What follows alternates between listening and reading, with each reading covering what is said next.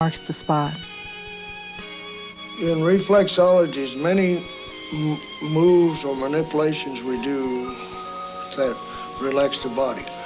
Like we can hold the foot firmly between our palms and just kindly shake it, vibrating and relaxing. And then to stimulate the lymph system, we might do like this, which is also relaxing. One hand is on the ankle, and the other hand's moving the foot up and down. Then we have a thing we call the spinal twist, where we just go over the foot like this with a very smooth motion. And another one is like you're walking without the weight of your body on your feet. Wrap one hand around the foot just below the base of the big toe.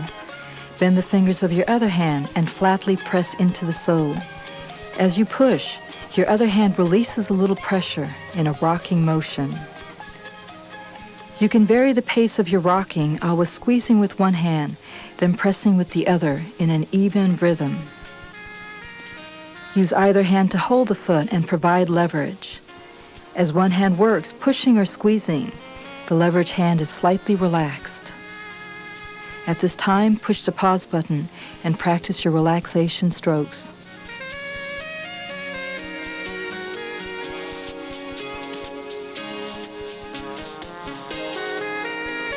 If you're having trouble, it's because your wrists and hands aren't relaxed.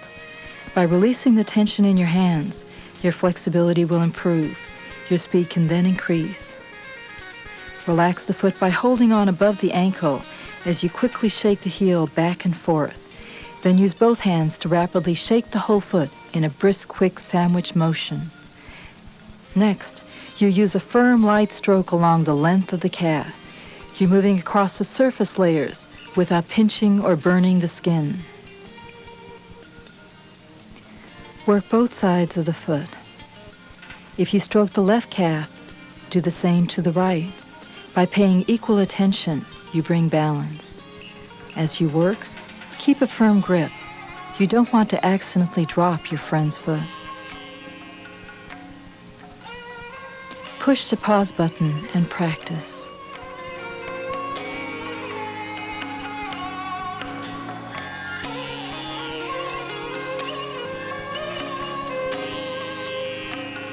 And all of these is designed to relax. Now, if I got in on with deep therapeutic work, then I would work therapeutic a little while, and then I'd work on relaxation.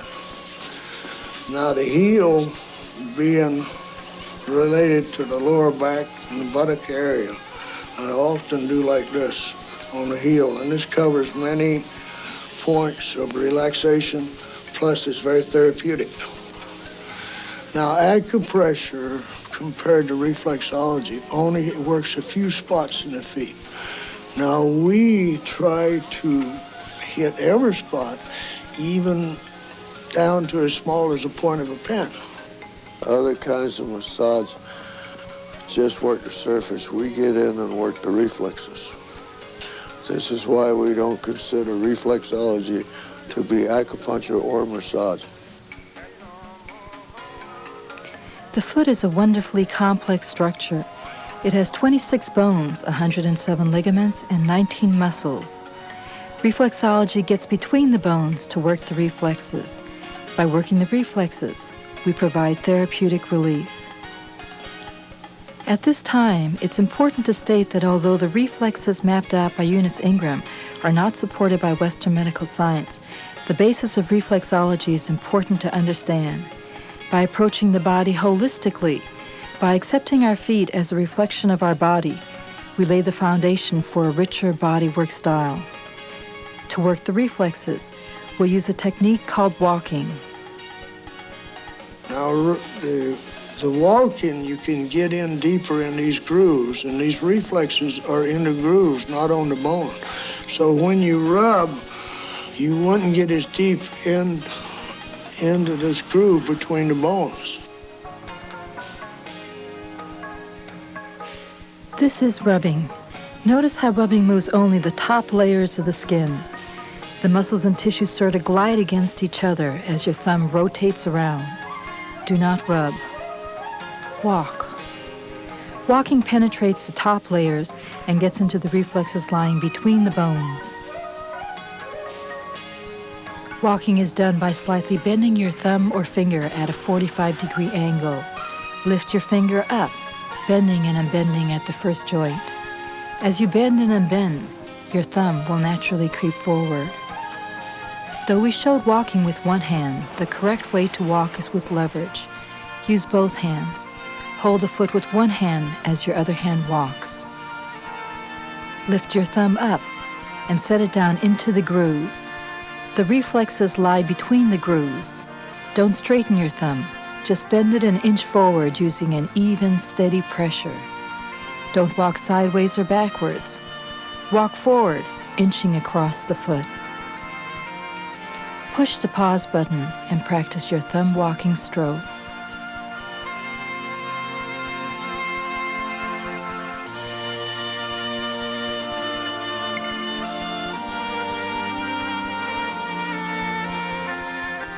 You can use your thumb walking to work a reflex, or you can alternate between thumb walking and finger walking.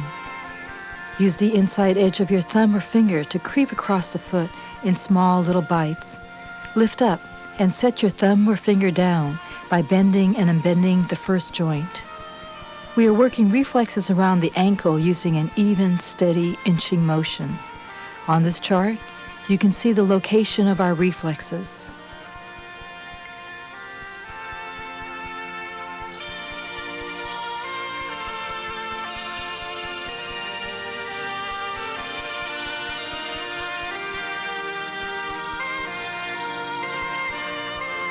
To work a single reflex located between the ankle and heel, you'll use a walking stroke covering the entire area.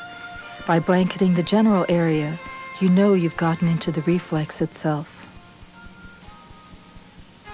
If your friend doesn't have a scar or hasn't hurt their foot, a sore spot will usually mean there's some kind of blockage in that reflex. By working the general area, you release the blockage. If you've worked a spot on one foot, you want to treat the same reflex on the other foot. You want to balance the body by treating both sides. This chart shows the reflexes located on the outer foot.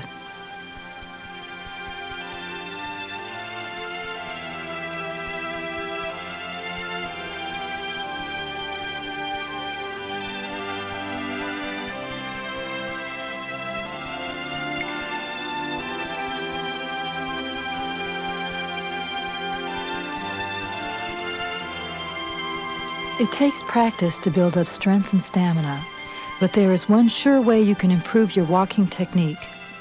Always think of leverage. The leverage provided by your holding hand increases the strength of your working thumb or finger. Push the pause button and work around the ankle area.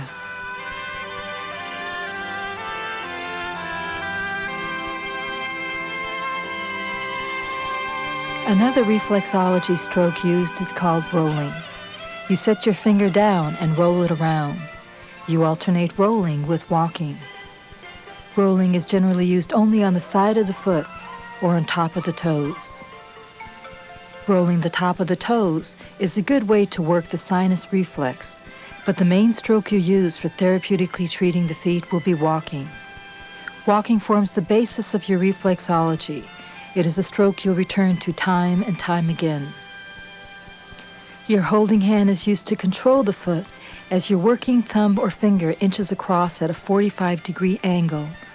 The angle of your descent and the height of your lift affects your stroke. Too high a lift will stress your joints, and the wrong angle will result in fingernails pressing into skin. Periodically glance up. Your friend's face will reveal the effectiveness of your work. Everyone has spots which are super sensitive. When you hit one of these spots, it can be really painful. By remaining sensitive to your friend, you can work that spot therapeutically.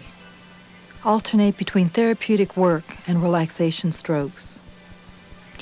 Another relaxation stroke uses a gentle pulling. The toes are very sensitive, so we start off with a light pressure, then gradually increase our pressure. We use a gradual increase of pressure in everything we do. Hold the toe firmly between your thumb and fingers. Don't snap the toe. Use a gentle, steady motion. Push the pause button and practice your rolling and pulling.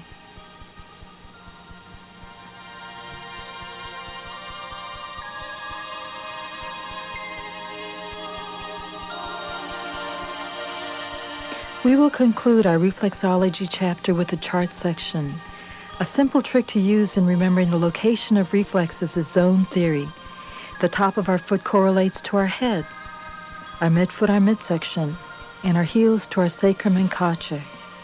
Rather than adopting an X marks the spot attitude or using these charts to diagnose, work the whole foot. These charts are guidelines. If you need to refer to them, they are here for your use.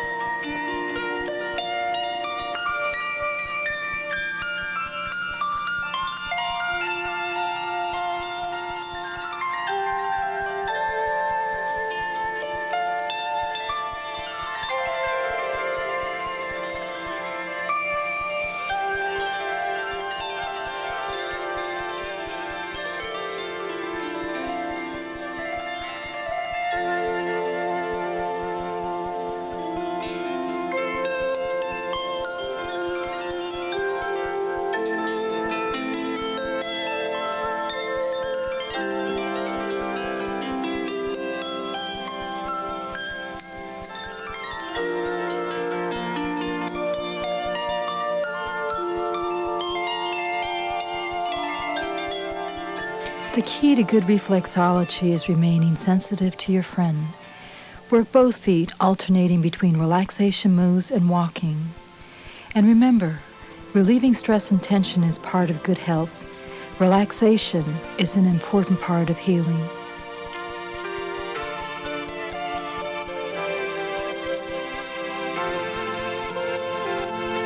This concludes Volume 1 of the Massage for Friends and Lovers series. The skills you have learned can be used by themselves or as a foundation for Volumes 2 and 3. All it takes is practice. As you gain experience, you'll feel the muscles telling you when the stiffness and pain have vanished, when the warm and pleasurable feeling has reached its fullest. That's when you'll speak through the language of touch.